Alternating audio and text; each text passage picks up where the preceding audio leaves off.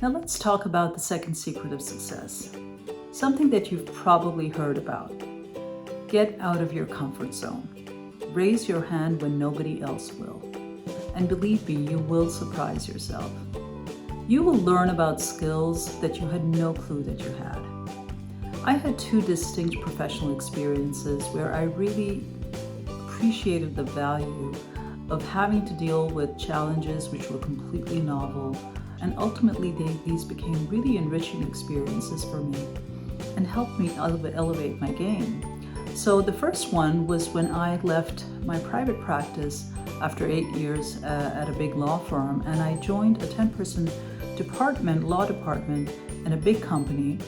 And the general counsel essentially warned me that he would not be treating me as an IP specialist because he had already had 2 IP attorneys on his staff. But what he told me was that he would throw anything and everything at me because he said, I really want to train you to be a great business partner and to become a good general counsel. He made me the point counsel for a subsidiary in Wisconsin. Now, not having to deal with intellectual property issues day in and day out was pretty novel at first, but now having to become this sort of a mini general counsel for this subsidiary which dealt with chemicals, it was a chemicals distributor, and now having to build their compliance program for their hazmat supply chain and also kind of understand the risks of transporting chemicals in a regulated environment. All of these issues are very novel and overwhelming for me.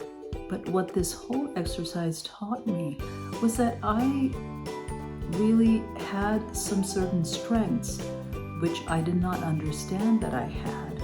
And these really became strengths because things like really the ability to anticipate pitfalls when you're building kind of a project plan or a course of action.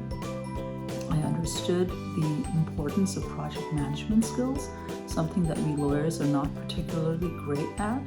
And certainly I had a lot to learn. But what this whole exercise did was it really built that confidence in me to be that strategic thinker, to ask those fundamental questions and foundational questions, to understand how to invest and engage the stakeholders in any company. That when I went to my other job, as I graduated my career, the next project that came along that kind of threw that similar issue to me, which was a digital accessibility project, something again I had no clue about, but I was only in the team because I was the only IP counsel for that company. But I felt confident in picking up these new issues and trying to resolve them. And as a result, I showed up for the meetings, I did whatever research I had to do, and ultimately I became the go-to counsel for digital accessibility issues for that company. And that's a very powerful position to have.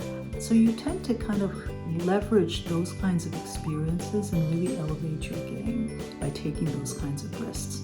Now let's listen to a couple of other attorneys who talk about the same issue. Take risks. It can be really scary to jump into something when you don't know if you can do it or if you're going to succeed in it. But for me, many of the most rewarding things in my life have come when I have jumped in feet first and just learned as I went along. That happened with teaching, it happened with my TV work, and along the way I developed new skills, learned that I had capabilities I didn't realize that I had, and also expanded my network. Embrace failure. This might sound counterintuitive, but there is an acronym for failure, FAIL, which is first attempt in learning. And I know that I have made some of the biggest leaps in my professional and personal life when I have first failed spectacularly, because that's actually given me a reference point for where I am, where I want to go, and exactly what I need to do to get from one point to the other. So those are my 3 secrets, and I hope that you will learn from them as well.